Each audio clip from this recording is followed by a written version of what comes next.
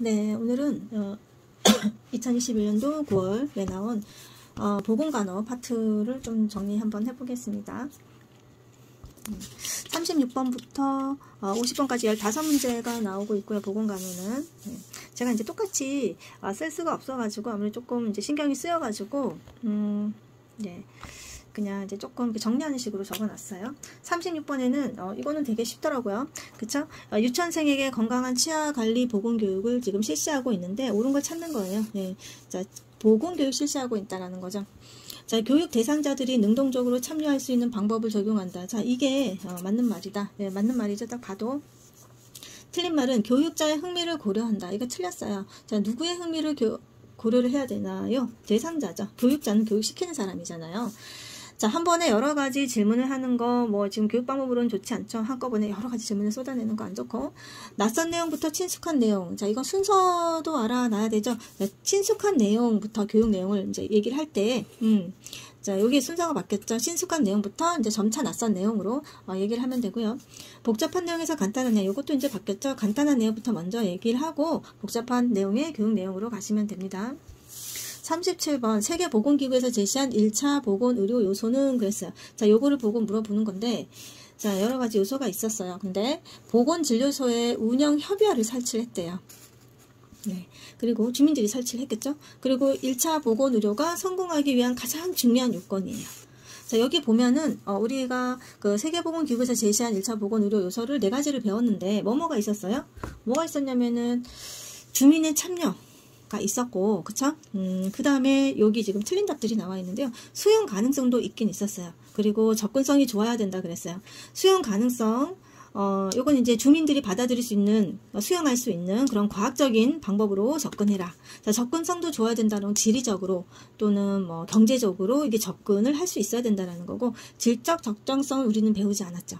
그리고 지불 부담 능력, 네, 그러니까 지불 부담 능력, 이게 맞는, 주민들의 그 능력에 맞는 그런 보건 수가가 정해져야 된다고 얘기를 했어요. 그러니까 요 4가지 중에 지금 운영협의회를 설치한다라든가 가장 중요한 요건은 아무래도 주민들이 참여한다라는 거죠. 그래서 요게 지금 답이죠. 38번 보건교육 실시 절차. 자, 뭐가 맞냐?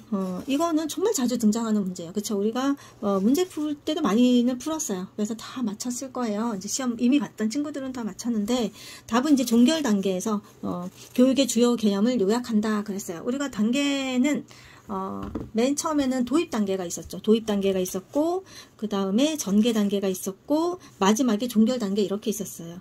도입 단계 갔다가, 그 다음에 종결 단계 이렇게 전개 종결. 그래서 처음에 이제 도입 부분에서는 이제 흥미를 끄는 그런 이야기들을 하고 서로 얘기를 좀 하는 거죠. 그래서 그 관계 형성도 좀 하고, 전개에서는 본격적인 교육을 하고, 종결에서는 이제 교육한 거 마무리를 하는 그런 단계가 되겠는데, 요 말은 맞으니까, 그쵸? 이게 이제 답이었고, 틀린 거 볼게요. 도입. 보건교육의 중심. 자, 보건교육 중심은 전개 단계죠.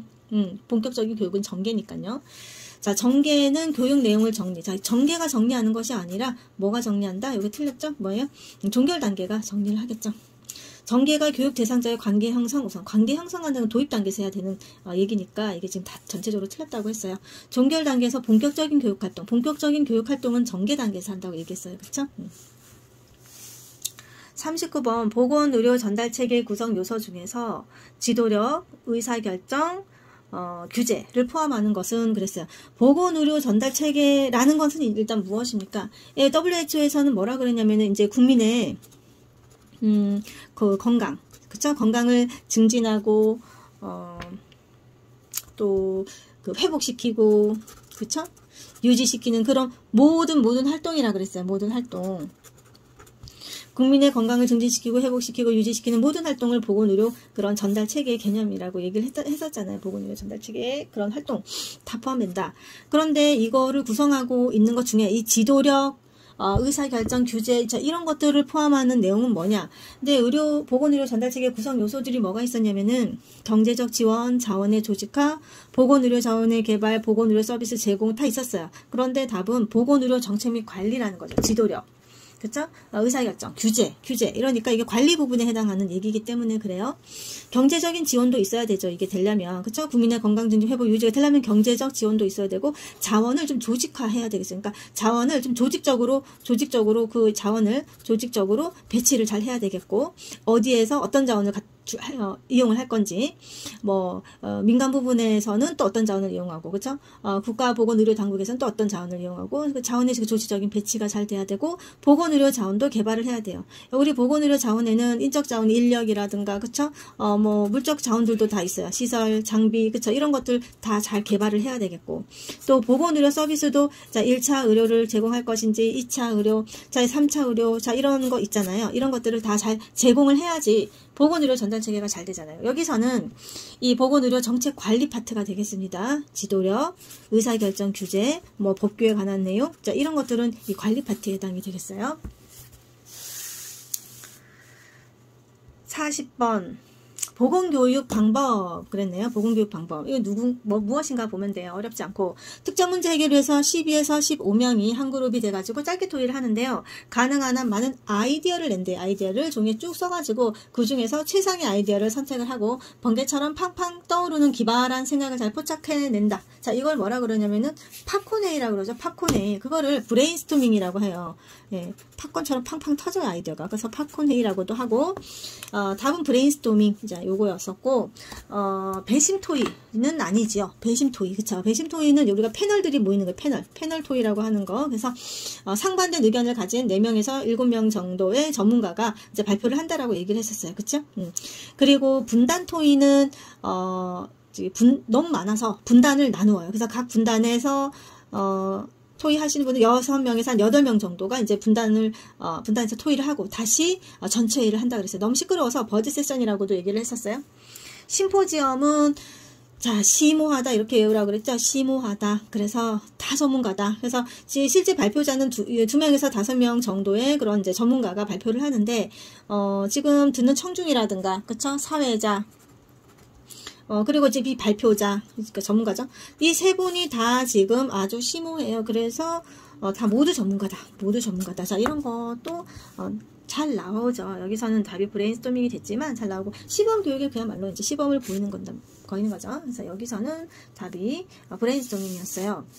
41번 우리나라 의료급여에 해당하는 거 옳은 걸 찾는 거였는데 답은 공공부조 제도에 속한다. 자, 의료급여는 공공부조에 속하죠. 그쵸?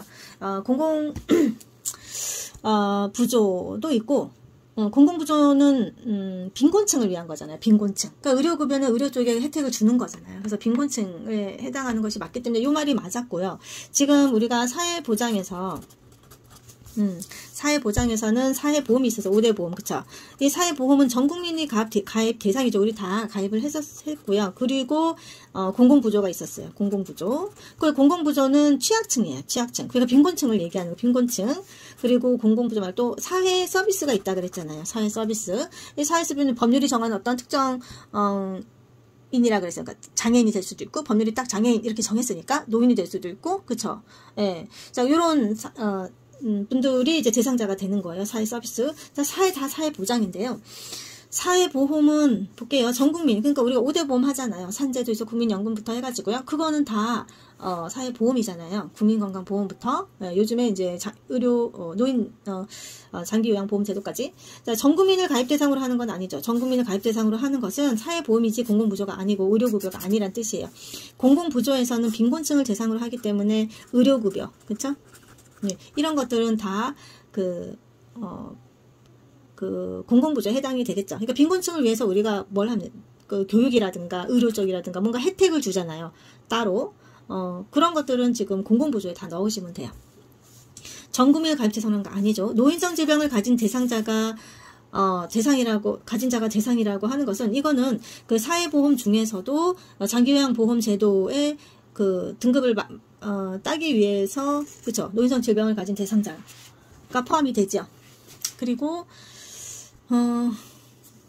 근로자에 대해서 신속하고 공정한 재해 보상을 한다. 이거는 산업재해보상제도니까 사회보험에 포함이 되는 것이고요. 공공부조 아니고 소득 능력 상실의 최저생활을 할 수 있도록 소득을 보장하는 것도 지금 이거는 고용보험 쪽이니까 사회보험에 들어가 있는 상황입니다. 그래서 이 여기서 맞는 말 자체는 우리나라 의료급여에 대한 내용이 이제 공공부조에 속한다. 요게 맞는 말이겠어요.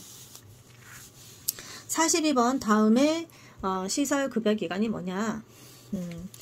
일단 대상이요. 치매, 중풍 등 노인성 질환을 지금 가지고 있고 심신에 상당한 장애가 발생해서 지금 도움이 필요하고요. 서비스 방법이나 내용을 보면 입소를 시켜요. 그리고 급식, 자, 요양이 들어갑니다. 요게 조금 봐야 되고요. 일상생활에 필요한 편의를 제공하고, 자, 그래서 이제 아예 거기에서 다 생활을 하면서 편의를 제공하니까 급식을 하면서, 자, 이런 요양 서비스를 받는 거잖아요.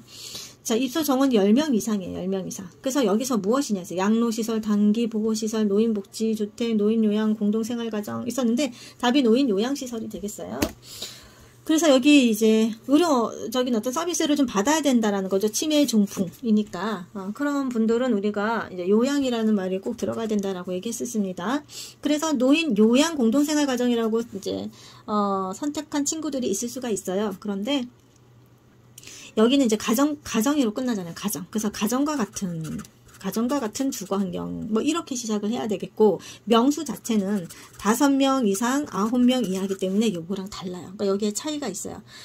노인 요양 공동생활 가정도, 그쵸? 치매, 중풍 등 노인성 질환에 장애가 있는 사람들이 가는데, 요양자가 붙어가지고. 자, 그런데 요런 부분이 다르기 때문에 좀 헷갈렸을 수가 있고, 이 양로시설이라고 하는 것은 이제 주거가 목적인 지금 노인복지시설 다 하고 있어요. 얘네들은 다 노인복지시설인데 주거가 목적이 노인주거복지시설이 되겠고요.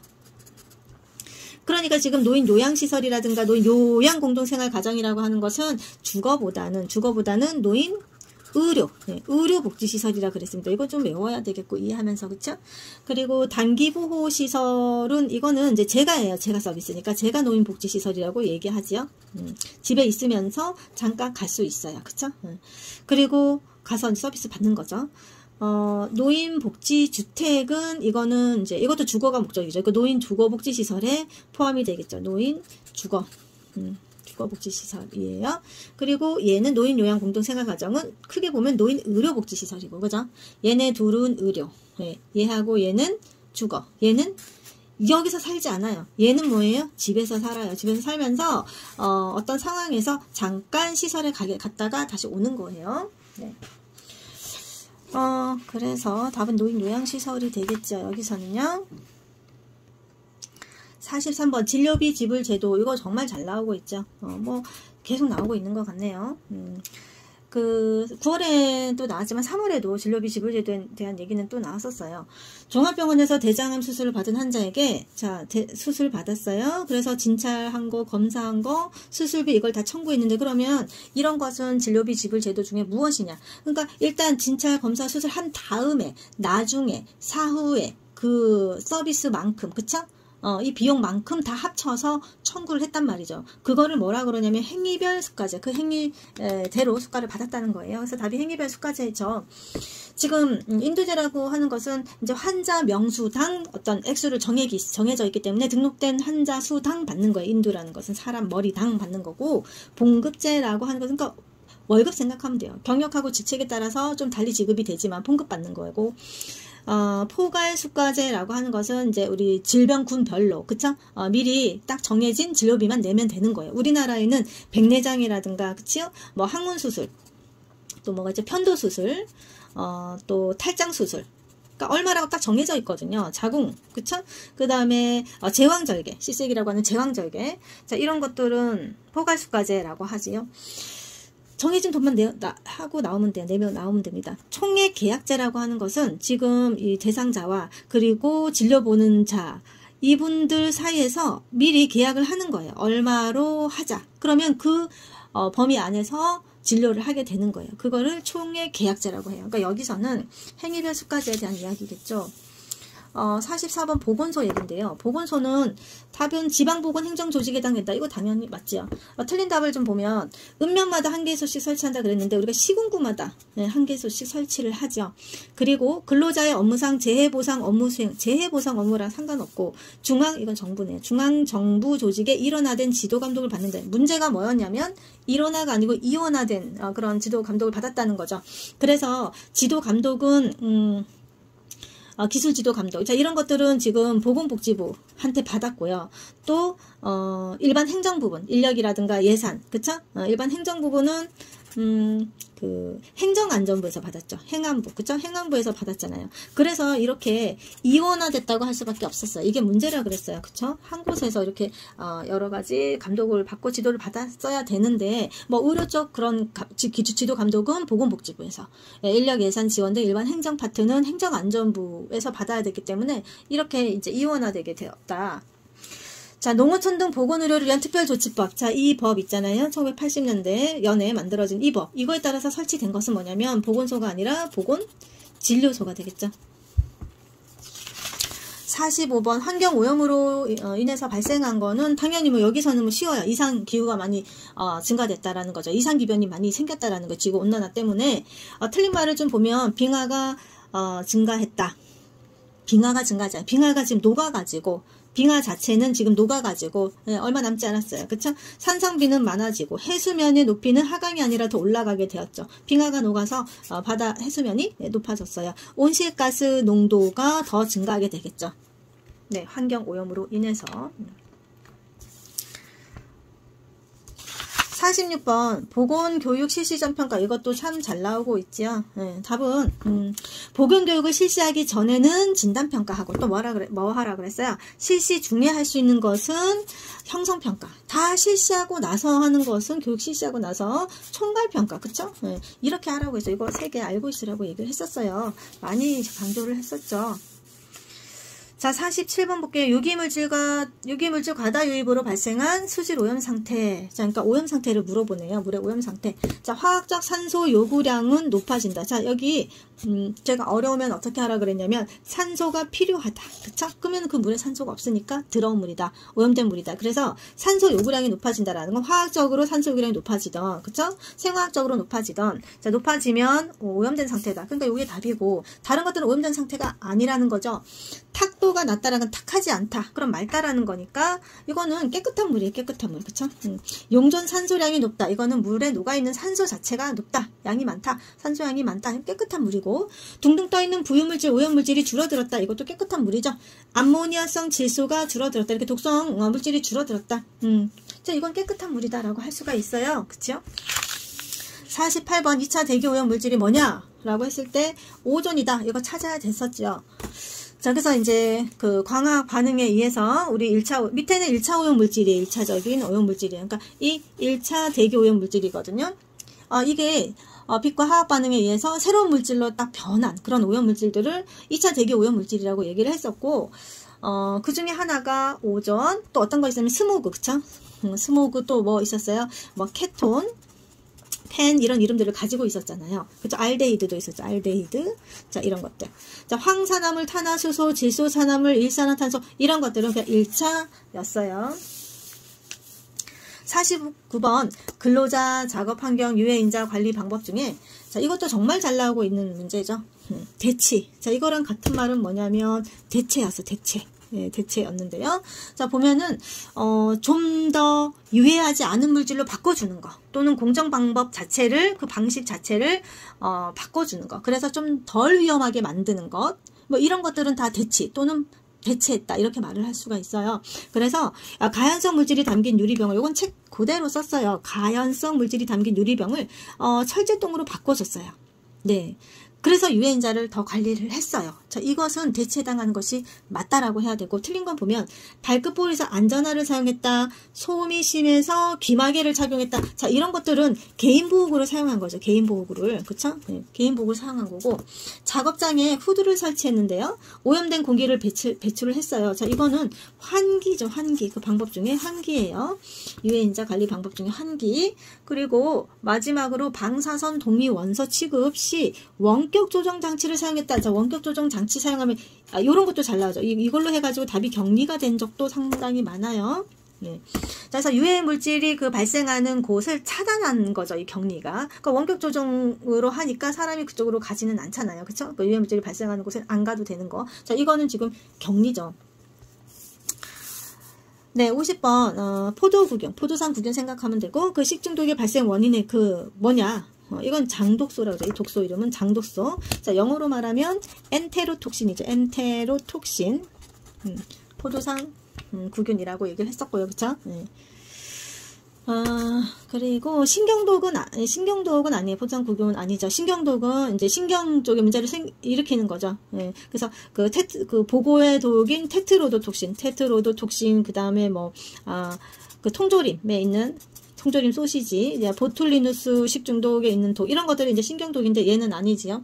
아플라톡신이라고 하는 것은 어디에 있어요? 탄수화물이죠. 탄수화물. 그래서 옥수수라든가 그쵸? 쌀이라든가 그런 데 있다 그랬고, 에르고톡신은 우리가 맥각 중독이라고 얘기를 했었어요. 테트로도톡신은 보고 중독이라고 얘기를 했었고요. 그쵸? 자, 그래서 포도상 구균 식중독은 장독소다. 엔테로톡신이다. 그랬습니다. 네, 수고 많으셨고요. 다음 시간에 만날게요.